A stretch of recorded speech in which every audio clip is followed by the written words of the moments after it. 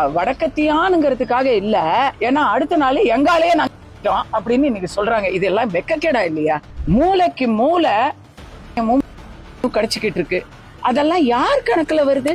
யாரு போலீஸுக்கும் சட்டம் ஒழுங்குக்கும் மினிஸ்டருங்க? இன்னைக்கு கேட்டா இரும்பு கரும், எந்த கொம்பனும் என்ன குறை சொல்ல முடியாதுன்னு சொல்றாங்க. இங்க ஸ்டாலின் அவர்களுடைய பேர் தாங்கிய மருத்துவமனையில வளருது அப்படின்னு கேட்ட கேள்விக்கு அங்கன்னும் இங்கன்னும் செடினா வளரத்தான் செய்யும் அப்படின்னு சொல்றாங்க. யார் அந்த சார் அப்படிங்கிற கேள்விக்கும் யாருமே இல்ல அப்படின்னு சொன்னவர்கள் இப்ப எங்க அந்த அப்படின்னு கேட்டா எங்கேயுமே இல்ல அப்படின்னு தான் சொல்லுவாங்க. இருக்கிற அமைச்சர்கள் எல்லாத்திலும் இன்னும் ஒரே ஒரு டிபார்ட்மெண்ட்ல தான் யாரும் வெளியே சண்டை போடல.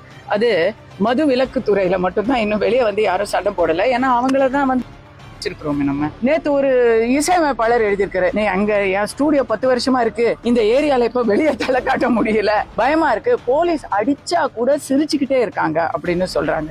சுகாதாரத்துறை அமைச்சர் மா சுப்பிரமணியன் என்ன சொல்றாரோ, தமிழகத்துல 0% யார் அந்த சார் அப்படிங்கிற கேள்விக்கும் யாருமே இல்ல அப்படின்னு சொன்னவர்கள் இப்ப எங்க அந்த அப்படின்னு கேட்டா எங்கேயுமே இல்ல அப்படின்னு தான் சொல்லுவாங்க. அதுக்கே அதோ இங்க ஸ்டாலின் அவர்களுடைய பேர் தாங்கிய மருத்துவமனையில வளருது அப்படின்னு கேட்ட கேள்விக்கு அங்கன்னும் இங்கன்னும் செடினா வளரத்தான் செய்யும் அப்படின்னு சொல்றாங்க. இப்படி இருந்தாங்க.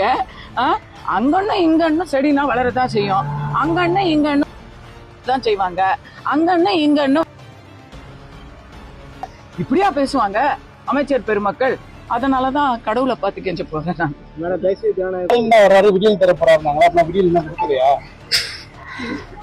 உங்களுக்கே இந்த கேள்விக்கு பதில் தெரியுங்க. நான் இதோ 5 வருஷம் ஆயிப்போச்சு. அவரு சொன்ன சொல் தவறாமல் அதே அந்த சொன்ன சொல்ல நிக்கணுமா இல்லையா?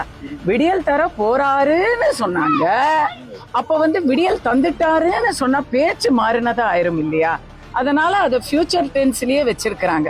ஜாதி, மதம், மனிதம் எல்லாத்தையும் கடந்து என்ன இருக்குன்னு